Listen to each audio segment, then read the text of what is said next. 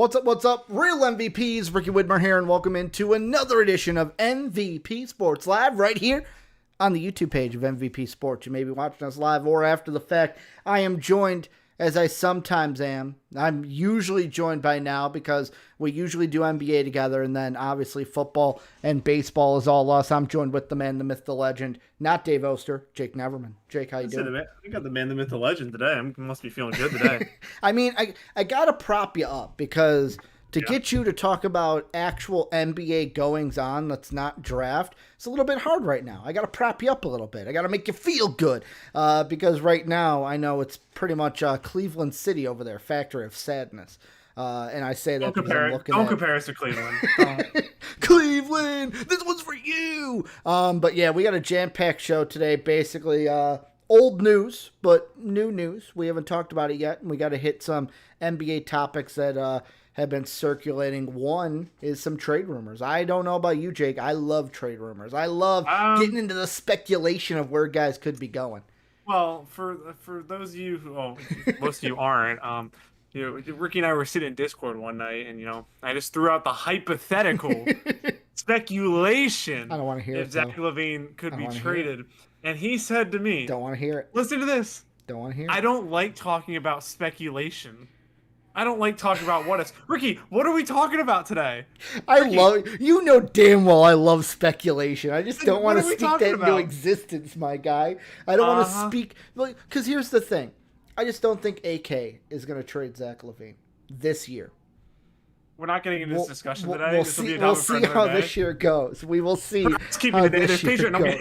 But before we get into everything, though, let's get through the housekeeping. Number one, if you're not in the MVP Discord, you are behind the eight ball. It is truly the greatest community in the universe. We have text channels in there, conversations every day. We have voice channels. One thing I keep saying is the voice channels, how you get those is you become a patron or a channel member. We got bronze, silver, gold, platinum memberships and Patreon levels for if you guys want to support us and get rewarded for doing so. Whenever we do scouting previews, whenever we do mock drafts, whenever we do big boards like, what was done on Friday, but next time will actually be, I'm sorry, patrons, that you got that robbed from you. Your $10 got robbed. But yeah, you get shit a week early. So if you love that stuff, you want to see it a week early, the gold tier is the tier to go to. But yeah, if you want to support us, patreon.com/MVPvids or become a channel member down below. And last but not least, hit that sub button, that notification bell, that like button, comment down below everything that the algorithm wants and that you're staying tuned to everything going on with MVP Sports each and every day. And actually, Kings fan Snake says, behind the eight ball, King fan, you got to join that Discord. It's easy. It's just clicking a link. It's a link and a button? You forgot it's a link. You forgot shout out Pat Hill, our Patreon sponsor. Oh, shout out Patreon sponsor Pat Hill. Thank you for that. I would have remembered and just said it at the end, but it's nice to say it at the beginning. And also, if you didn't listen, I know we want to rob the patrons on Friday. You did. You did. You might have. You did. If you didn't see the episode, I highly recommend checking it out. Just go back on the channel, look at Friday's past broadcast. It was a banger of a show, and you can see us going through technical difficulties at the start of the show. So it really had everything. It encompassed all of MVP. So what I learned is Ricky can't take a break. That's what I learned. No vacations for Ricky. No weddings for Ricky. I gotta be here working all the time. Yeah, working 9 to 5, 9 to 9, overtime, 12 hours a day. That's what Ricky does. Wine him, dine him, 69 him. You know what I'm saying? But Jake, let's go. That face on a Jake. Oh, man, if I can get that face 2 more times this show, it'll be a good show. But we're starting off talking about NBA trade rumors. We're talking about Collin Sexton because it has come out. There was an article from SI.com that Jeremy Woo had written, or Woo has written, to where basically the Cavs will probably be shopping Collin Sexton because after the NBA draft lottery, the Cavs got the 3rd overall pick. This means many people are assuming that JG4 could be falling to them, as many mocks have number 1 solidified with Cade, number 2 with Evan Mobley, number 3 with JG4. And there was a tweet by Brian Windhorst, or that included Windhorst, that basically said if the Cavs get JG4, they are more likely, because I was looking up like, oh, well, they trade the pick. And Windhorse was saying they're more inclined to take a guy like JG4 and trade Collin Sexton. It later came out the next day that Collin Sexton is being shopped and they are listening to offers. Jake, I had two questions on Twitter that I asked NBA Twitter and I asked Cavs fans. I got responses from neither. I'm not upset about it, but a little bit upset about it. The first thing I want to kind of solidify here is if you are the Cavs, what's the realistic asking price for Collin Sexton? Because he's a guy that I'm pretty sure is at the end of his rookie deal. Like he's got one more year and a player op? Yeah. No, this is last year. I think he's a restricted free agent after this year. Okay. So like for you, if you're the Cavaliers, what are you realistically looking for in a trade for Collin Sexton? I mean, I hope that I could get like a late first round pick, honestly. Like, and then maybe you attach a role player in that as well. Okay. I don't think your asking price can be genuinely too high. He still does have good potential. He has a lot of growing to do. He's still very young. So I wouldn't say that the asking price would be very high at the moment, especially after all the reports that came out about his teammates not liking him. So that kind of didn't really help their case. But you have to clear the way for JG4. I mean, JG4 is a generational. Again, if you didn't watch the big board, Dave and I gushed to JG4 for about 10 minutes there. You have to clear the space for him. Sexton, you'll get something for him if you can get a pick and a role player. If you can just, I don't honestly know what the like for sure asking price should be right now, but I would think that it's not too high. Like, is the normal thing of what we see is 2 firsts too high? Basically, like late round this year and then a 2023 first round pick, or should it be more of like if you're getting picks and no role player? It's okay, a late round pick this year and then like a future second, or would it be 2 future seconds? I don't even know. Yeah, maybe like a first and a second or something like and I could sound blasphemy to Cavs fans right now with Collin Sexton, but I mean teams. Well, there's a lot of things going against you. One, the teams know you want him off your roster. 2, you basically have to get him off your roster because if you don't, you're not going to match offers for him next year if he's not in like your future plans. Yeah. And then 3, he didn't like play very well this season. Well, he didn't play bad, but his play style doesn't mesh with everybody. So it's a very precarious position to be in. And with some of the other guards, hint, hint, wink, wink, that are going to be on the trade market this summer, Collin Sexton is not going to be one of the first names that people want to go after. Yeah, and I mean, for us, the next thing we kind of get into is who should trade for him. Who will be on the prowl, basically, for Collin Sexton. There's one team I want to throw out that I have 2, so let's see if you get them. So the more I've read into this, the more I've thought, I don't think this deal happens, but I would absolutely love if it did because I want to see these 2 players play together. I want the Oklahoma City Thunder to get Collin Sexton. I want to see Collin Sexton and SGA paired up in the backcourt. I think that would be a wet dream for Thunder fans. I know it doesn't look like it's one for you, but like they're one team that I'm like, I don't think they make the deal because they're all about basically TTP 2.0. Let's tank. Let's get these draft picks, see what Sam Presti can do with the draft picks that he is. It's basically like a little bit of TTP and a little bit of Danny Ainge war chest. We'll see which way he kind of goes with it. So many things to unpack there. Am I wrong though? Presti's just taking on draft picks, and he's like, "Am I going to trade for a star? Am I going to use them to draft talent?" And then we need to start with that Presti should be fired because Sam Hinkie was fired for doing the same thing. So Adolph Silver, get your shit right and have some consistency and commission your goddamn league. Okay. Well, I had 3 teams. Lexi beat me to one of them. We'll talk about them later. I'll touch the Thunder first. With all the assets they have, and I'm not sure if Sexton is the guy that you want to go and get. You need more next to Shea of a ball distributor and kind of somebody who can make the players around them better. Yeah. And Collin Sexton for sure is not that player. He's more of a plug and play and like I see more of contending teams going for him, or teams that are on the verge of contending and need to make the next step. The Thunder are neither of those right now. I know that some of their fans in our Discord think that they could be like a playoff contender this year. Maybe they could if they got a higher pick. I mean, they did play pretty well last year until they were just like, nope, tank mode. Yeah. but again, that's what they're probably going to do again this year. Mm-hmm. And Kings fan in the chat also beat me to it. You need somebody with more upside than Sexton to play next to Shea. Whoever you're Okay. getting next to Shea, I got to make the joke that apparently Shea doesn't fit their timeline and they want Mm-hmm. to trade him. Do they want the fetus in like a woman right now? And does that fit their timeline? Does the second grader No, on the pickup court they're the Nick Saban offering eighth graders football scholarships. if Shea doesn't fit, Shea is your timeline if you're the Mm-hmm. Thunder. I don't understand that. I think if you're the Thunder, you want somebody with more upside and you don't want to give up assets to get somebody of Yeah. his quality. I don't think he really boosts them. He makes them somewhat of a better Mm-hmm. team, but not to the level that they're building towards. Who's the first team, like numero uno? This team needs to get Collin Sexton hands down. Miami Heat. Okay. Possibly losing. They're a tricky situation, though. They have a possibly losing Dragic, possibly Mm-hmm. losing Nunn, possibly losing Duncan Robinson. They're gonna have to replace some playmaking on the Mm-hmm. team. If Collin Sexton comes at a cheap enough rate, they have a pick they can give up. They could. I mean, they have role players they can trade. It seems like a Jimmy Butler-esque player to play next to him, Collin Sexton. You know, the world doesn't Mm-hmm. like his play style. The world, blah, blah, blah, blah. He'll be in the gym at 3:30 in the morning playing with Jimmy Butler. You Yeah. know, Jimmy gets up at 3:30 if you didn't know to practice. I don't know if he's ever told anybody.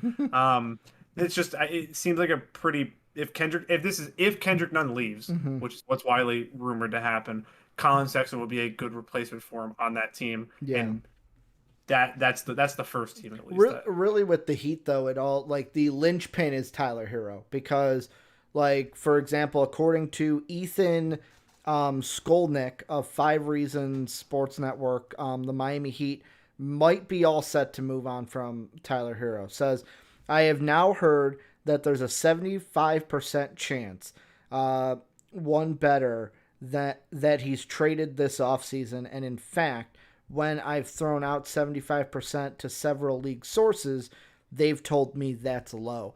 I also read something where when it came to the James Harden trade talks, Oh god. the Miami Heat were yet again, it sounds very Danny Ainge-ish of like I offered offered him, him didn't this they? much, but it was more on the other side. It was more of the Miami Heat really wanted James Harden, but Oh, shit. they were clear in their stance of they were not going to trade Tyler Hero. So they And could they have had really James liked Harden. him. They could have had James Harden basically if they decided to trade. Thank I think God it would have that been didn't like happen. it would have been like Hero, Nunn, and I think like something else for James Harden.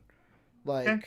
Bye. yeah, I mean I I think it was like Duncan Robinson, Kendrick Nunn, Tyler Hero, and Yeah, maybe probably even Precious. maybe Probably like like Precious or something. But like how did Tyler they Hero was the linchpin that they did not want to trade him. not? I mean, yeah, that's something. I'll Yeah. leave that at that. I don't need to go after the Miami Heat. Mm-hmm. Yeah, I mean, what are they going to do with Victor Oladipo? Are they going to bring him Yeah, back? I know 'Cause Oladipo. he's I at the forgot end of about the year. and Oscar says that in the chat that Miami Heat don't have the assets for Collin Sexton. I don't think Collin Sexton's going to cost that much. Yeah. I think we're going to be surprised at kind of how little they get for him, considering that the team trading for him has to match an offer that's Mhm. going to be over $20 million a year, most likely per Yeah. year next season. After next season, I don't think he's going to be too expensive. The Heat were the first one. The second team were the New York Knicks. If they Mhm. miss out on some of the stars, they need playmaking. They need scoring. I don't. Yeah. That's not one to dive too deep in. They have Mhm. the assets and they have the Well, players. Here's the thing I want to ask about the Knicks because they're interesting to me. And yet again, I'm working on my mock, so there's some like moving pieces here.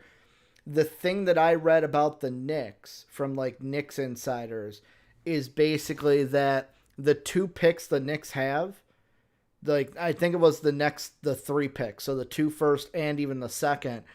There was comments made of like, don't expect them to make those 3 picks because they don't have enough roster spots for them. Move up. They're going to trade those 3 to move up. So like for me, if I'm the Knicks, is it super important? Like, do they trade picks to get a Collin Sexton, or like what my first rough draft in my mock had? Oh, we'll trade up to the top 10 to get like a Moses Moody or something like that. Yeah, it depends who falls and what happens in the draft. I mean, both are good options. Like, who would I be the one prefer they who's the guy that you would target in the top 10 if you're the Knicks? Bones. Bones ain't going top Bones. 10. You can probably get Bones at 21. Let's be honest. Probably get Bones at 36. Mhm. Who would the Knicks target in the draft? Anybody who can score the ball. So, I mean, I book bust, James book bust. I Mhm. mean, you could go after him if you wanted You're to. really leaning into that, I see. I mean, there's a lot of options. There's a lot of just pure Mhm. scoring options. Yeah. I don't know. And then, but I mean, there's multiple layers here because the Hmm. Knicks could end up losing Nerlens Noel, so they're going to need a backup big. Mitchell Hmm. Robinson's had health issues, so if you trade up, do you look for, or if you keep your picks, do you take like a? They also the Knicks need a lot. I know that they just made the Would they playoffs, trade and up for a Davion Mitchell? yeah, that's been talked about a Like, lot. is it Davion a Mitchell. guard or is it even like a, oh, we'll trade up for a Franz Wagner, a Keon Yeah, Johnson? Like, anybody who can score the basketball. okay. It does not matter who, what, where position. I know the Knicks just made the playoffs and they had a great year, Hmm. but that roster is a long way away from Yeah. competing, Hmm. and they need offense bad. And Yeah. I know that we can get blinded, but we talked about it before. They were one of the only teams in the NBA to stay basically fully healthy outside of Nerlens and Mitchell Robinson. Hmm. So, and the fact that they started Elfrid Payton and basically hampered themselves for Yeah. almost the entire year. So you get offense into Tibbs' team that plays defense, like James Bouknight, be a great fit. Davion Hmm. Mitchell will be a great fit because guess what? They don't have to be able to play defense because Tibbs will be able to coach them to play defense. It's just Hmm. that simple. No matter what, Tibbs will have a top 3 defensive team or top 5 defensive team, Yeah. whatever he coaches. So offense, offense, offense. If you strike out and you go for wing depth or big depth in the draft, Hmm. then you can target a Collin Sexton, would be my opinion. Yeah. And I mean, one team that I'll throw, this would have been like my second team that I would have thrown out because, like, the Heat weren't on my list. The Knicks probably would have been. I go, who's your list? The interesting one is the Lakers. Because really, I don't know. Like, we see the memes going on right now of like whenever Oh, Damian reliable. Lillard, old reliable Oh, of reliable. Kyle Kuzma, KCP in a second round pick. Like, to me, I don't know what the Lakers are going to do. Where can they swing for the fences for a Dame? Are they going to basically, to me, settle for like a Kemba Walker? Or do they say, you know what? I don't want to overpay because what Kemba would be bringing in is basically I see Kemba Walker as like that superstar name, but he's not going to bring you the superstar play that you would have expected out of like Dame. Do they go, I can pay a little less and I can go get a Collin Sexton and he can fit the same role that Dennis Schroeder had because Schroeder ain't coming back? Collin Sexton, but you said the wrong point guard. It's if they strike out on Kyle Lowry, Okay. then will they be able to get Kyle Okay. Lowry has to be the guy I think that they're going after in the Mm-hmm. but I think a lot of teams are going to be going after Kyle Yeah. Lowry. So He'll yeah, come I home. think Come home to Philly. no, because Dame's going to be playing here. So hope Ben's looking for shopping for apartments in Portland. I think Collin Sexton and the Lakers make sense. I don't Mm-hmm. know what they traded. See, that's your department. I Yeah. say what fits in what team. Mm-hmm. Yeah, that fits. Because like, I don't. if the Lakers were to like trade for Sexton, because the trades that I've seen is basically the Kemba Walker one I saw. Some might say too low, but it was basically Kuzma in the pick, like Kuzma Yeah. this year's pick, Kemba Walker. Sexton is not going to be an easy get. I think Mm-hmm. it was came from. If they're taking JG4, Collin Sexton's going to be an easy get because they're Yeah. clearing space for JG4 to play. Mm-hmm. I think that's simple. It might take a first round pick. That's Yeah. literally what it might come down to. Yeah, I think the Lakers make sense. Trading some. It literally doesn't matter what. Mm-hmm. I don't know what the all reliable if THT goes the other way and Mm-hmm. Taylor Horton Tucker goes to the Cavs, something like that. That could be a straight swap. So Yeah. that makes sense with the Cavs. They had playmaking that they need. Most likely Dennis going and trying to start somewhere, maybe Chicago. So yeah, I think it makes sense with the Lakers. I had one more team. Go ahead. I had one more from the article I'm looking at right now, but you go ahead. Last team, New Orleans Pelicans. They need a third scorer with Brandon Ingram and Zion Williamson. Does Collin Sexton hinder Lewis Jr.'s growth? He could. It could. I don't know. That's the only Collin Sexton issue. Sexton is going to have to adjust his game Mm-hmm. no matter where he goes if he wants to be a long-term successful player on winning Yeah. teams. He can't play the head down, I'm going to score the basketball and not look to pass game at all. Yeah. He's not good enough to do it. He's not James Harden. And James Harden does pass the ball. It's just he's not good. Collin Sexton is nowhere near good enough for that. JD4 can play the 3. Isaac Okoro's on the team. So no. Yeah. I think that Collin Sexton, the Lakers, Pelicans, Knicks, Heat, a lot of teams make sense because what he brings is so needed in the NBA today to win. Playmaking and scoring. You just need to grow the rest of his game. He's young. The problem with him is why I think he'll come cheaper, not cheap, cheaper. It's because you have to pay him after next season. That's the point we reiterate. You're playing a team is trading for one season of Collin Sexton and then having to pay him an AAV of $20+ million a year. So you get a first round pick for him, you take it. Yeah, I think a lot of these teams make sense, and you'll probably hear more teams on top of it just because playmaking and scoring is hard to come by, and the level that Collin Sexton does it, just growing the rest of this game is so important, and being able to kind of he can help a team now, but you also have to be patient with him and learning how to run an actual efficient offense. Well, and the one thing Oscar says it in YouTube chat when he goes JG4 can play the 3. The reason Sexton is being shopped is because of the ball hog rumors. Like, that's exactly it. I'm not getting to the argument some may say, even if Dave was on, be like, no, your new duty's a 2. That's how Dave usually is when he disagrees. That you're like, oh, he can play the 3. No, he can't. Shut it down. Well, he can't, but yeah. But I'm just saying, even if he could, that's not the problem with the Cavs. No. The problem is Sexton, Garland, JG4 next to each other ain't going to work. Like, even Garland and Sexton next to each other hasn't worked. Oh, okay, here I should say this. You need to pick a direction. Which guard do you want to keep? I will backtrack this. Reiterate your point. JG4 could play the 3. Yeah. It's not his best position, and he's running a lineup of 2. And running a lineup of Garland, Sexton, and JG4 is going to stunt JG4's growth and Darius Garland's growth. You need those two. If you have Darius Garland, and you also have Isaac Okoro. Where do you put him? I love Isaac Okoro. Would you put him at the 4 then? No, I ain't putting him at the 4. No.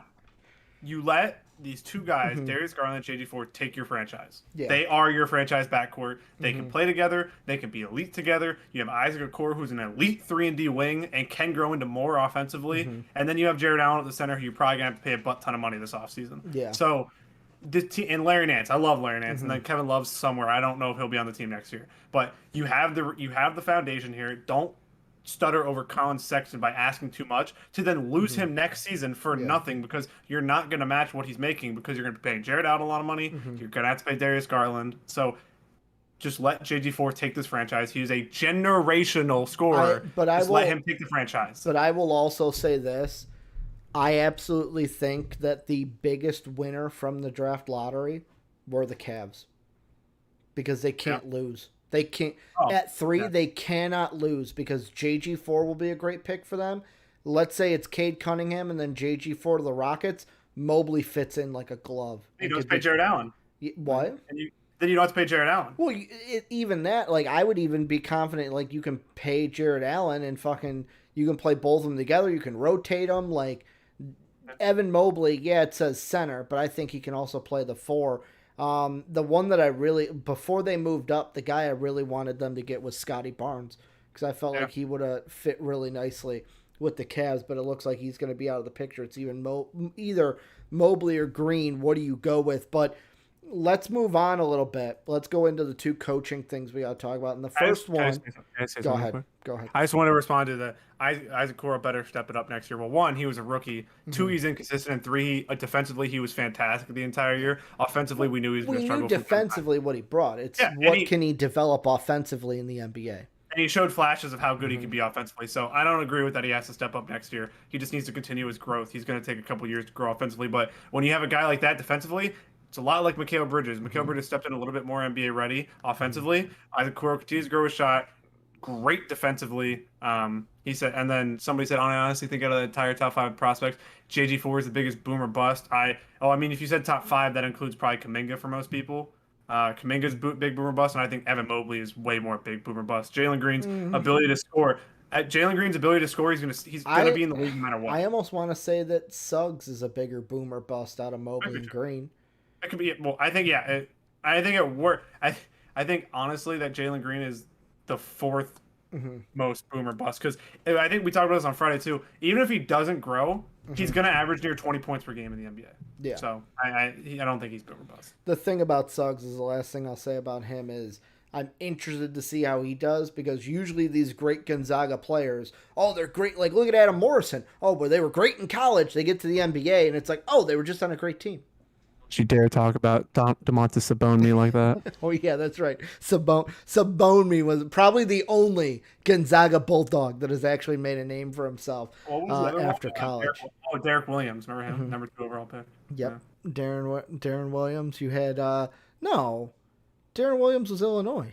Derek. Derek. Okay, I thought you said Darren. I was like, Darren Williams was my Kings boy. fan says I would take your take and remember it. Trust me, I've had way worse takes than that. I had Luka fourth on my big board, so Obama on third. We're wrong sometimes, we're right sometimes. Let's get into some of these coaching things that happened before the weekend. One of which, the Pacers have signed a new head coach. Rick Carlisle, who left Dallas, kind of saw the writing on the wall. He is out. He returns to Indianapolis. And, like, this is one, Jake, where I will say, this is the one where I'm like, great, you didn't fuck up, Indy. Like, as soon as Carlisle got, well, I shouldn't say got fired. As soon as he left, I was like, the Pacers need to hire him. He would be perfect for the Indianapolis Pacers because he's at least going to do what the Pacers want, and that's make the playoffs. Yeah, also, when we were talking about Gonzaga, you forgot about Rui. Oh, Rui Hachimura. And the MMA fighter, Kelly Olynyk. But yes, I'm Rick Carlisle. Good role players. Good role players. I had talked about multiple times with Rick Carlisle that if any team doesn't love their coach, they should be knocking down his door for an interview. He's one of the best coaches in the entire NBA. Dallas has obviously struggled over the last couple of years. Reading into it more, I don't really blame him. It seems like the front office was a little bit overbearing, and I think he won't have to deal with that in Indiana. The bigger question to me is, what is this roster going to be, and what are they going to form it into? Or are they going into a retool? Because we've heard a lot about Miles Turner being available. Brogdon.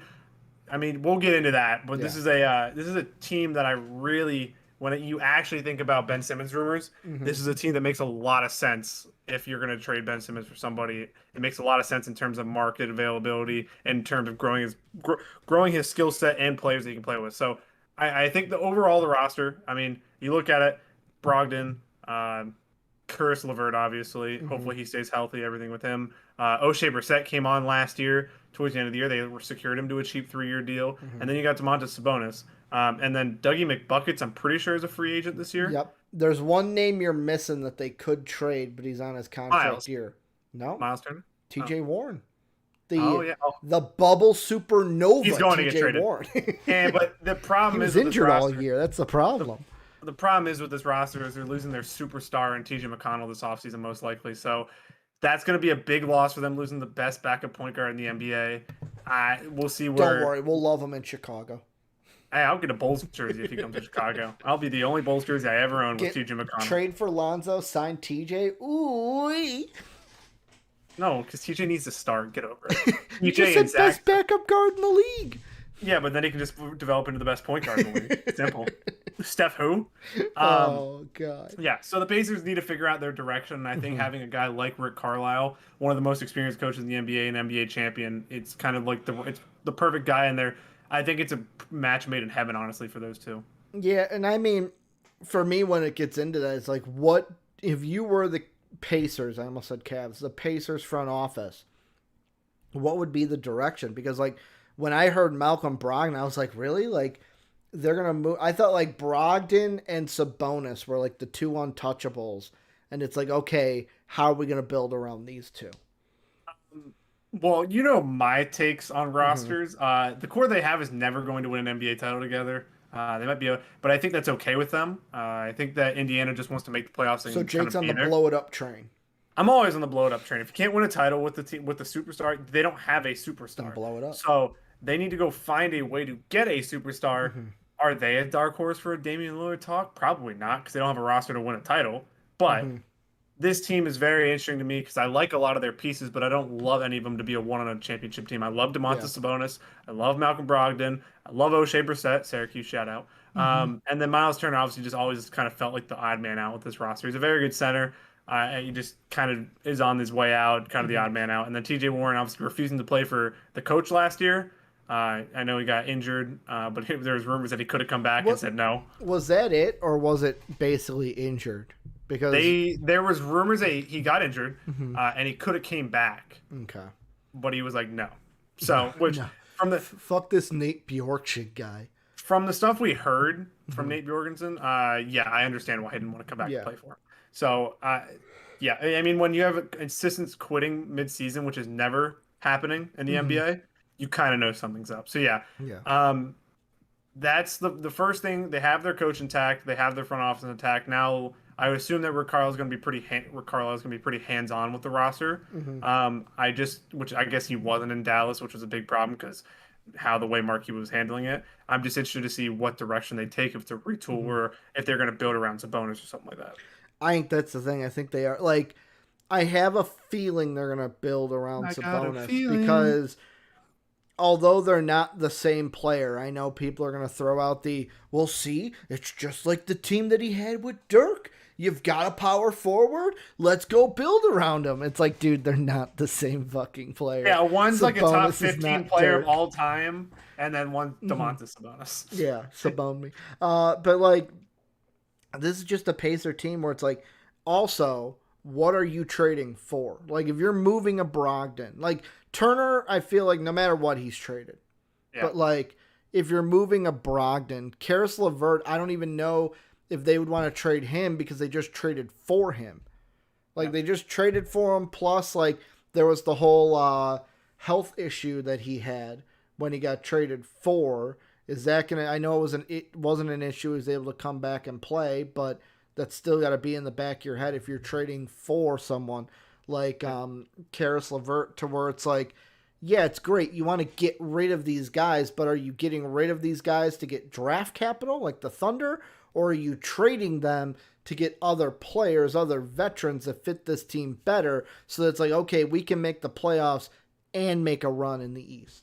Yeah, there's two ways to go after it. One, you're kind of trading Brogdon, trading LeVert, and trying to get assets and drafting young players. The other one is you're looking to upgrade. You're looking to package a Brogdon with other stuff and pieces to get a better player, aka Ben Simmons. Yeah. That's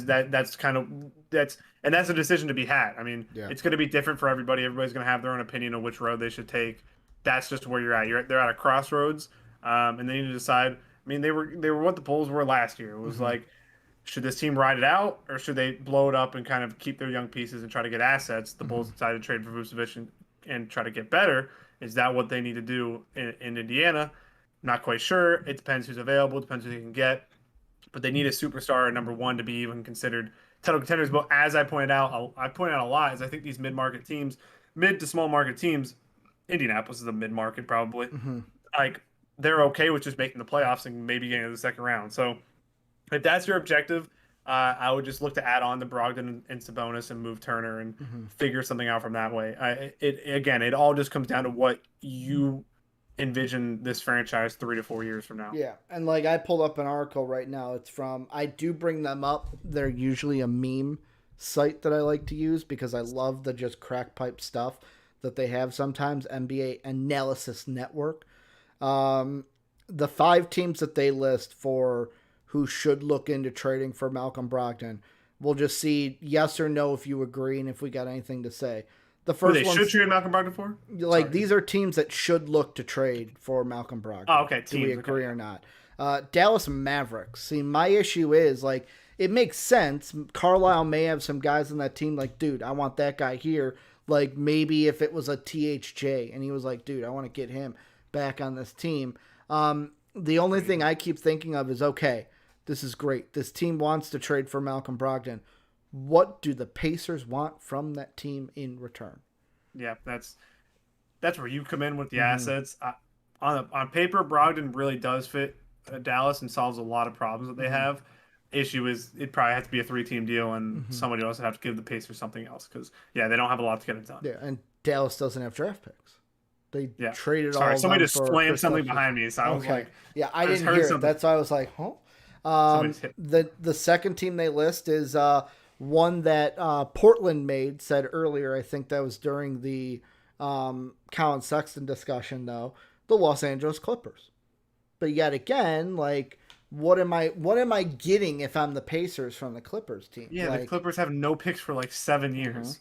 Yeah, you gotta think about, like, in terms of fits. Yes, the Clippers don't have the assets to get it done. So I don't think there's a way to pull it off. So the next one is the Pelicans, and the exact quoting says, if the Pelicans believe Ball is part of their long-term plans, then they can match any offer that Ball garners on the open market. But if New Orleans elects to move on from Ball, then making a move for a point guard like Brogdon could be in the cards. With the Pelicans having a young roster led by Zion and Brandon Ingram, getting a veteran like Brogdon to aid the backcourt may be a wise choice. The question I have here is Lonzo Ball included in the deal? Is this a separate deal that's like, oh, they dealt Ball to either New York or Chicago, and now they're trading for Brogdon? Baldy? Is Kyra Lewis Jr. in this deal? Kira. What does that mean for... No, I thought his name was Kyra, because we kept saying Kira, and then it was Kyra. Oh, I thought it was Kira. No, I think it's Kyra Lewis Jr., because I kept saying Kira Lewis Jr., and I think Dave corrected me. Lewis Jr., basically, like, if you're trading in for Brogdon, what does that do for... Brogdon. What? You said Brogdon. Yeah, Brogdon. It is Kyra. It is Kyra. Like, I just have so many questions with this one. Yeah, someone's at the door. I don't know. I just have so many questions of, like, what are the moving pieces here? Because if they keep Lonzo Ball, they don't need fucking Malcolm Brogdon. Yeah, I mean, yeah, it's so much to unravel because it all starts with what direction they're taking. Like, if they want to compete, then Brogdon shouldn't leave unless they're getting a better player. That is plain and simple. If they're retooling or rebuilding, then we're going to start talking about a team like the Pelicans who have a butt ton of picks and can move young players that they have like Jackson Hayes. So, yeah, that's where it starts. There's a lot to unpack where the questions that you just asked. In terms of price for Malcolm Brogdon, I'm not quite sure what the deal is. I'm not quite sure. I think a lot of these deals, a lot of these teams you're talking about would have to bring in a third team to get the Pacers more assets. Even the last two, like JD, this one's for you, Boston Celtics. They say Celtics desperately need a point guard that meshes with Tatum and Brown, and Brogdon could be that guy. I don't have the cap for it, though. Yeah, that's the thing. Like, what are you trading for? And the last one is, like, we talked about it before, the Lakers. If they miss out on Kyle Lowry, if Kemba Walker's too high, does Brogdon fit? And like A, B, C, what are the... You want old reliable in Indiana? We got old reliable.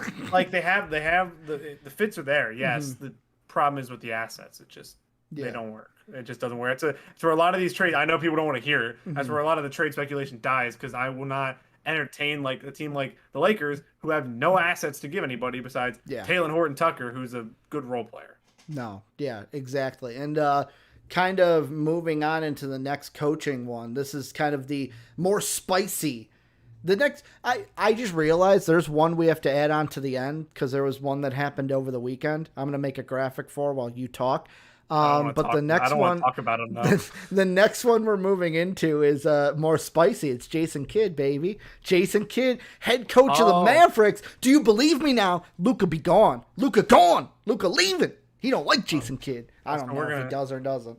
Well, yeah. Let me start off first by saying, we're going to end the show by talking about the NBA hiring a domestic abuser. It won't be long. It won't be long, but we at least got to mention it. No. I'm not saying no. It's not your fault. I just have to preface it with that, that the NBA has no standards for people they're hiring. Okay.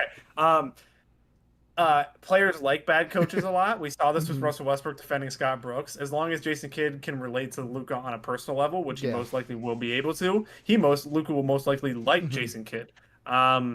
In terms of winning, I don't think that it comes down to Jason Kidd, really. It comes down to can they fix the rest of the roster? And that's where my question comes in because now their new president of basketball operations is the former Nike executive. Which is just weird. Maybe it makes sense. Maybe he knows ball. Maybe he knows ball. I don't know. Ball don't lie. LeVar taught us that. Yeah, No, God. Also, Jason in chat says I could listen to y'all talk basketball for hours. I swear. Appreciate it. Yeah. So Jason Kidd and the Mavs. I don't really have much to say about Jason Kidd because all he gets is good recommendations from players. Alleged? No, he's not alleged. In separate cases, they were both filed. We'll get into it.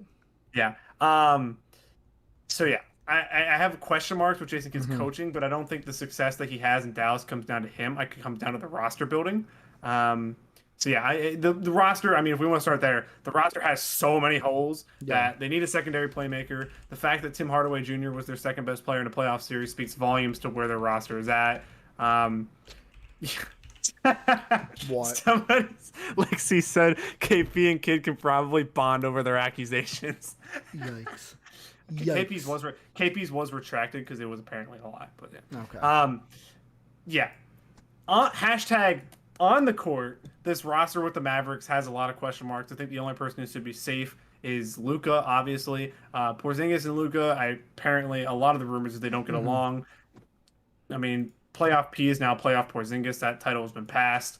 I don't know if Porzingis is going to work out in Dallas. We've had this discussion a million times. We don't have to have it again. Yeah. It's just that's where the roster starts for me. Getting a secondary playmaker to play in there with Luka is really what's needed. They really need somebody else who can create their own shot and create for others instead of just Luka having to do it 24/7. Making sure they maintain Jalen Brunson. He's a big part of their bench. And then seeing if you can add the secondary playmaker while also keeping a Tim Hardaway Jr. It's just there's a lot of moving parts, and I think this roster is probably 2 years away from being a legitimate championship contender unless they make a giant move for a superstar. Is this the Bruno Caboclo of a year away from being a year away? Are they a year away from being a year away, boy? Yeah. But for me, I instantly did not like this deal. I will be completely honest with it. And the reason why is, now yet again, maybe I'm being unfair to Jason Kidd, but I look at it and I go, what from the last time he was a NBA head coach? What from that time made it okay? Yeah, Jason Kidd's a huge question mark to me. I think the dog coming in. No, it's my fucking dad. There's a package here. I didn't even order anything. Let's see. What did I get? Also, Portland saying that they should have kept Curry. He's ours now. Keep your hands away. What, Seth Curry? Yeah, he's ours now. Keep your hands away. I'm going to turn off my camera for 10 seconds, but you can still hear me. Yeah. Make sure it's not like a dildo or something. Yeah. No, that I'm not doxing my address to everyone. Gee. That's fair. But go ahead, Jake. Somebody said give Bruno one more year and he might be 2 years away. The Mavs have a lot of question marks. They made a lot of questionable choices over the last couple of years. The rookies were no-shows this year. They haven't drafted well in a couple of years. Jalen Brunson kind of being the exception. They had very good international signings like Max Kleber and Dorian Finney-Smith, who turned into very good role players for them. They have Boban, obviously, so they have to be elite. But the fact that they were turning to Boban for such big minutes in the playoffs shows their lack of depth and their lack of identity as a roster. Giant question marks for them overall. I don't know if I'm really going to blame Jason Kidd if he doesn't succeed with this roster, if it stays the way it is. Nothing from his past shows me that he can be a great coach. But we've seen somebody like Nate McMillan right now, who is a good coach, but he was never good in the playoffs. He was 3-19 in the playoffs. Oh, no. What is it? So I'm going to start this off by saying I love my mother, and she tries the best. So yesterday I was like, oh, I can't find my backpack that I use for my laptop and stuff. So she was like, oh, I'll buy you one. I'm like, don't buy me one. It's here somewhere. And she bought me one, but it's totally not the kind of backpack that you want. So it's a little Spider-Man bag. You would wear that. Don't lie. I would not. Lie. I'll be honest. I would not wear this. This is I'm sorry. This is the bag that a girl has for a purse, right? Am I wrong? No, that's what a 2-year-old wears. That's what a second grader wears to school. That is literally a second grader's backpack. I love my mom, but no, my laptop is not fitting in that backpack. Better keep that receipt to return it. So the point I was making while you were talking, I heard you. Is that while Jason Kidd didn't show you something before, somebody like Nate McMillan, who had a 3-19 postseason record, is now playing in the conference finals because his roster was built correctly. Do you think they didn't wait because there's writing on the wall that Nate's staying in Atlanta? That's his job. Yeah, he's getting a 4-year contract right after the season ends, for sure. There's no chance he's not. But it looks like a lunchbox. It does. It kind of does look like a lunchbox. No, it's that small because it's like a second grader's backpack. Yeah, Go on, Mrs. Whitmer. It reminds me of like I said, the little backpacks that high school girls have, because it's it's like a purse, but it's a backpack. It reminds me of my little nephew when he was bingo. 5 wearing his backpack. Yeah. But you might be called a you know what I was going to go with. I have my backpack here. I just got to find it. But the thing that confuses me about this is there were so many other coaching candidates that I would have been like, oh, that's a better coach than the one you got. Unless this was solely on the reason you said, this is Luka's team. We need someone who's going to be a player coach for Luka, not someone that knows X's and O's. Bingo. That's what it is. You're just looking for somebody who can relate to Luka.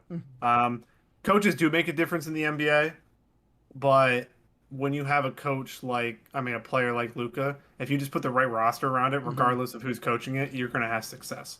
Yeah. So like Nick Nurse getting carried by Kawhi in the playoffs. Like, Nick Nurse is a good coach. It's not great. He won a title because Kawhi went fucking Super Saiyan for 4 series. That's just what happens. Great players take over in the playoffs and they win, regardless of who their coach is. Some regardless of who their roster is. Shout out LeBron. Not shout out KD. So yeah, hey man, KD made that Warriors team a championship team. You just go to the next topic.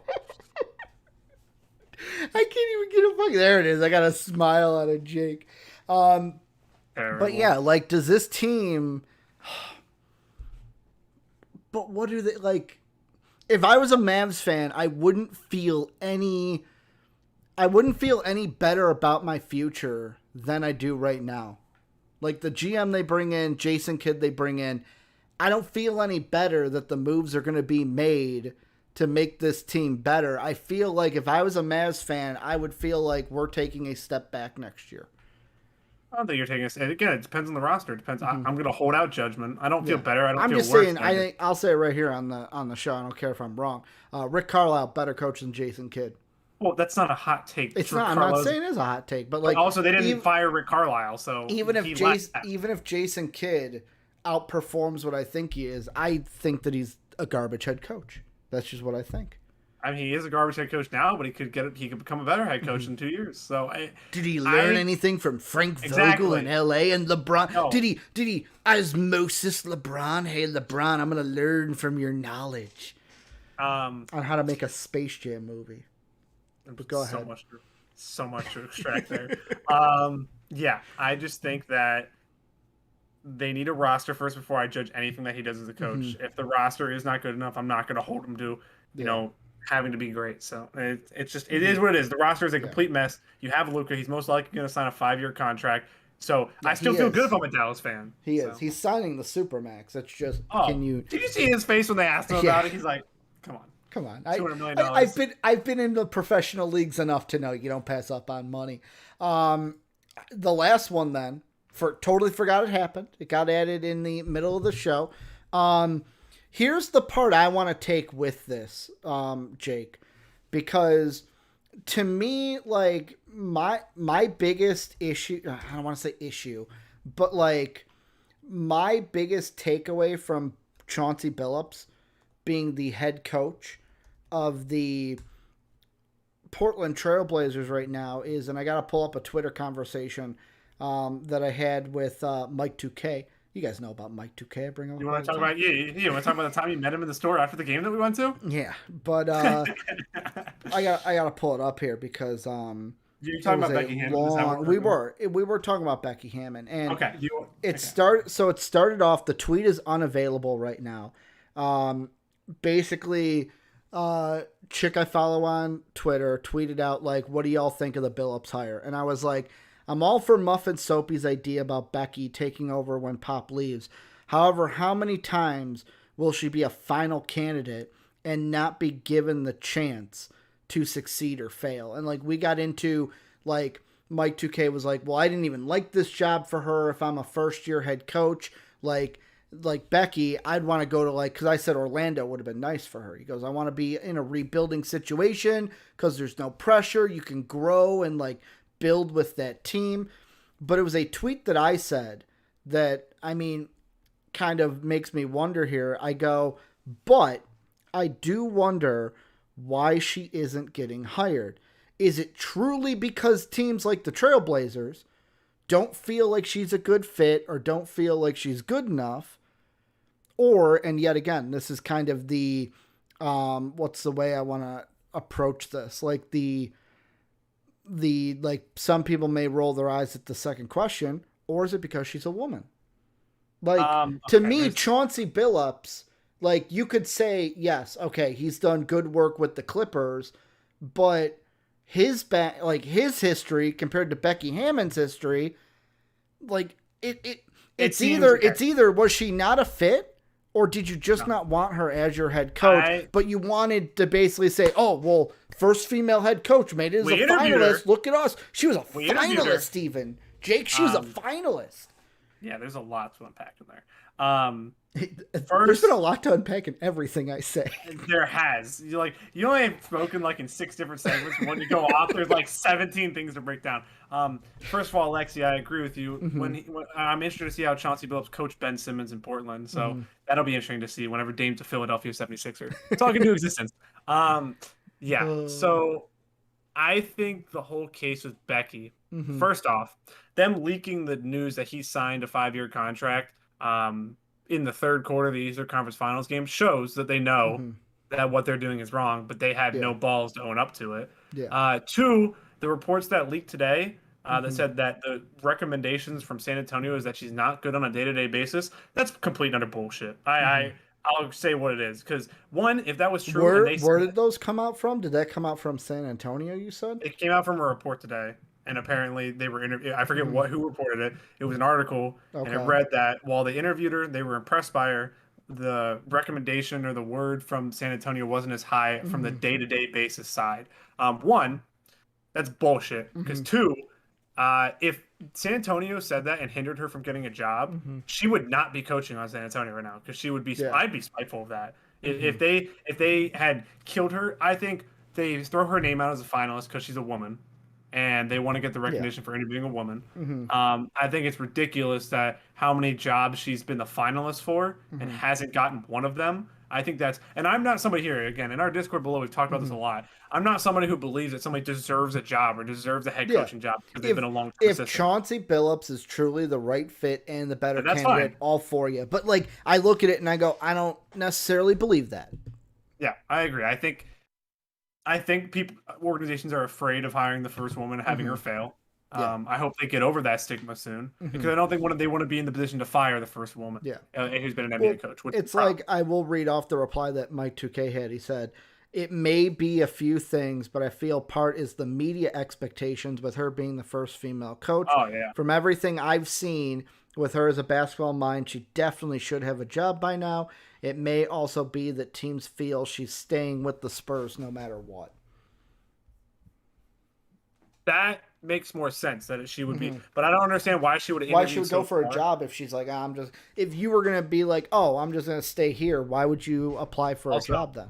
Also, I was laughing whenever you read that thread originally because I always lose it whenever you always like you're in a serious conversation. You're like, yeah, I agree with @Soapy Muffin. I'm like, I can't take it seriously. Yeah, we gotta get Soapy a new name. That's all I have to say on Becky's side. Yeah. I think it's bullshit, that report that came out today. She will get a job eventually. She will get a chance to prove herself. On the side of Chauncey Billups, I don't think that he should be.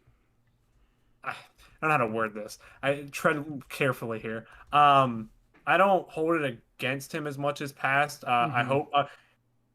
I think it's ridiculous that it's just overlooked and people are like, I saw somebody say, yeah, he's a pass, blah, blah, blah, but he's a good head coach. I'm like, well, one, we don't know he's a good head coach. And 2, for somebody to shove it aside like that is a joke. I mean, the man, we know what happened. On the Timberwolves, on the Trailblazers side of the roster, #on the court, I don't know what this roster is doing right now. Obviously, one of Dame or CJ or both have to go. I don't think you can try. It's what the definition of insanity is: doing the same thing over and over again and expecting a different results. Yep.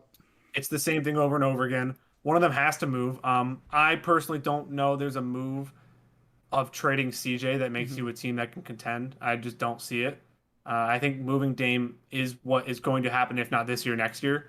It's going to happen one way or the other. They might win a playoff series next year and maybe go by in the second round. Yeah, Jason. So he said, I thought Dame was vouching for Chauncey to be the coach. First of all, he vouched for Jason Kidd. And then he said Chauncey. And then Chris Haynes, who is notorious for being very close with Damian Lillard, tweeted out that the backlash from the head coaching hire plus his desire to win a championship and his thoughts that the Portland can't get it done with the roster they have or the roster moves they could make could force him to request a trade. The fact, and I would take that lightly, except for the fact that it came from Chris Haynes. Yeah. That makes me take it very seriously because that came straight from Damian Lillard. There's nobody else who came to that report. So that's. Well, and here's a question that I have about Chauncey Billups. And maybe this was like, maybe I wish Retro was here in YouTube chat or Clipper fans speak up, to where it's basically the Clippers right now. Who deserves most of the credit? Is it Ty Lue? Is it Chauncey Billups? Is Chauncey Billups learning things from Ty Lue that's going to make him a good head coach? Because, like, with me and the Clippers, I look at it and I go, most of it looks like Ty Lue, not Chauncey Billups. Am I right? But yet again, like, we don't know day-to-day what's going on with assistants. There's a lot. And stuff. I think assistants get underrated a lot. I think that coaching staff is stacked with talent, guys like Kenny Atkinson and obviously Chauncey Billups. Yeah. I think they all deserve credit cohesively. I think they've all done very well. I don't think it's a difference that you see all these adjustments and they don't all just come from Tyronn Lue, as much as we like to say. I think the coach staffs are as a whole. The head coach obviously gets the flame when it goes wrong and then gets all the credit when it goes right. The assistant coaches usually don't get enough hype for it. So I don't know. I don't judge head coach hirings off names or off of credentials or anything like that. You got to wait and see how they play. Yeah, because we have no idea. Chauncey could be what do I call it with the draft? It's a flip of the coin. Yep. That's what Chauncey Billups is. He's going to be able to relate to the players and he's going to be able to hold a locker room together. And if those two things, you need to surround him with experienced assistants, and then he can succeed. And then it's just up to them building the better roster. I just don't know the move that they could make trading CJ that makes them take the next step. Yeah, I mean, I'm trying to think of, like, out of the teams that are still in the playoffs right now, it's like you've got Tyronn Lue, who was kind of succeeded to take over after Doc because it's like, okay, he'll relate to Kawhi and PG more. But you look at the other coaches and it's like they don't really fit. Like Monty Williams fits that kind of, where like he relates to CP3, but yet again, you've got a guy like CP3 who's like having an extension of the head coach on the floor. But I think Monty Williams is also a very intelligent basketball mind and isn't just there to be like, okay, let me make sure the chemistry's good. Yeah. And even in the Eastern Conference, Bud's not that guy. Bud's more of an X's and O's guy rather than a chemistry guy. And Nate McMillan is more of like what's the one thing this team needs to get better at? Defense. Let's get a coach that knows his fucking, like, since the Hawks hired him as the interim head coach, their defense got astronomically better. And that's one of the main reasons why they're still in the playoffs right now. We know the main reason. But Danny Green also got injured, I will say. No, not Danny Green. No, that's not what I was going with. Okay. But yeah. When Portland said CJ for Tobias Harris, and then you can be disappointed that Tobias Harris is the same player as CJ McCollum and he'll disappear in big moments. So it makes no difference. They will not make it any farther with Tobias Harris as their number 2. Because as the meme would say, you're not that guy, pal. You're not that guy. You're not that guy, pal. You're not that guy. Yeah, I don't know what Portland does. We talked about crossroads in terms of rosters. Yeah. They don't have a pick this year, or a first-round pick. Yeah. They drafted poorly, which means they have a poor bench. Their depth is always hurt. Zach Collins is always hurt. Yep. Melo's aging. Nasir Little, how much has he played? Nope. Anthony Simons, you just never know what you're going to get on a game-to-game basis. I think this franchise, if it doesn't happen this year, it'll happen next year, or they'll prolong it. I think they're heading towards the rebuild, and I know they could come out and win a playoff series next year. That's not what I'm saying. I'm saying in terms of winning a championship. I don't know if there's a move trading CJ McCollum for somebody that you could make that makes you a championship contender. I don't think it's there, and I don't think it's possible. So, also, just so people know where their picks went this year, their first round pick was a part of the Trevor Ariza Covington trade. And that one would have ended up with either Brooklyn or Houston. It ended up with Houston because of the Houston could pick swap with Portland, which would have been Brooklyn, but they didn't need to. And their second round pick, Portland traded it to Cleveland in 2019. It then traded hands 3 more times, or it went from Portland to Cleveland, Cleveland to Detroit, Detroit to Dallas, and then Dallas to Memphis. So it sits with the Memphis Grizzlies, but Tankathon doesn't tell me what exactly that trade was between the Blazers and the Cleveland Cavaliers for that 2019. Portland's saying Nasir is very good. He's young. My joke with Nasir is that, like, when they drafted him, like, he needed time. He needed time to develop. It's so weird. He wasn't really good in college. Now, most of that had to do with him and Roy. Like, Nasir Little, here's my low end comparison for Jalen Johnson, by the way. Nasir Little. Like, if you want the worst case scenario for Jalen Johnson, it's Nasir Little. Nasir Little now. They nearly had the same college career, except Nasir Little played out the year and didn't leave because he didn't want to risk injury. Like, they bashed minds with their head coaches, and the only difference is I think that Jalen Johnson isn't as raw as Nasir Little is or was. Yeah.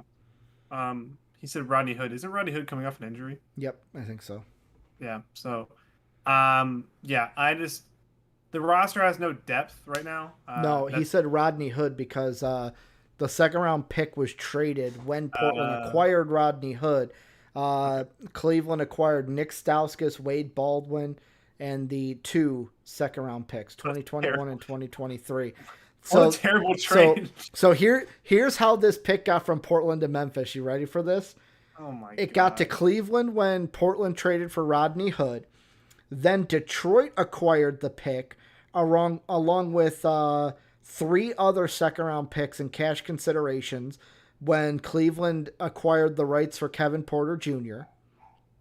Then it went from Detroit to Dallas when Dallas acquired Isaiah Roby and 2 second-round picks for the draft rights to Davidas Servidis. What a legendary pick. This pick has been everywhere. And then it went from Dallas to Memphis when Memphis got Satnam Singh and 2 second-round picks, and Dallas got DeLon Wright.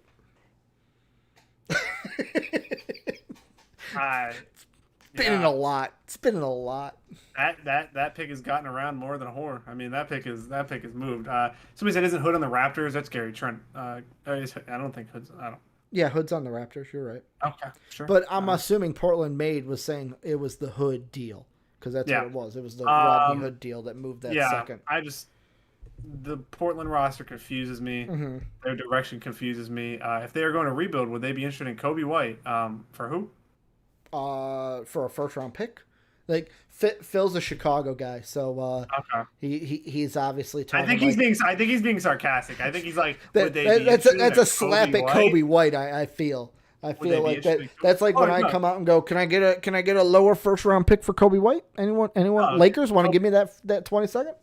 Kobe White and Ben Simmons is your future backcourt, so it'll be a great time to watch. Ricky would just have a ball watching the Bulls games. I think I'd stop watching. You stop watching when they make the playoffs. That's wild. I'd become an NHL fan. Go Crack and go. Let's wrap up the show. Go Crack and go.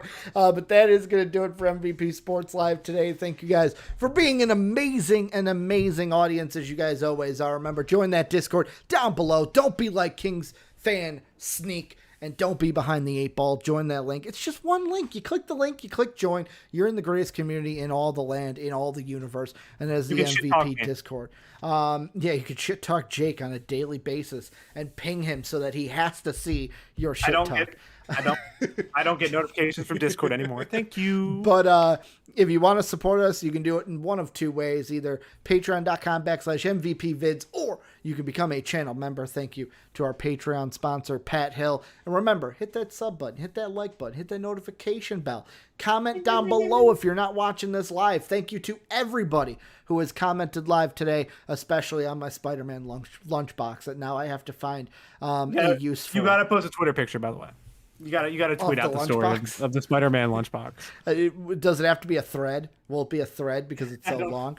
But thank you to everyone who watched today. Tomorrow will be Dave and Soapy talking. The rest of the week is Dave Soapy on Tuesday talking NBA. Dave and Soapy will also be on Thursday talking NBA. And then Wednesday and Friday are Jake and I talking NFL, finally NFL on Wednesday. And then also talking MLB on Friday. So a little bit of a breakup with that. Wow, you have changed. Evan in the comment section said, "Is there any chance the Pistons don't take Cade?" No, zero. Sorry. I just want to answer that. Zero chance they don't take Cade. But that's going to do it for us. Thank you guys for everything you do. And as always, have a good day, everybody. PTP.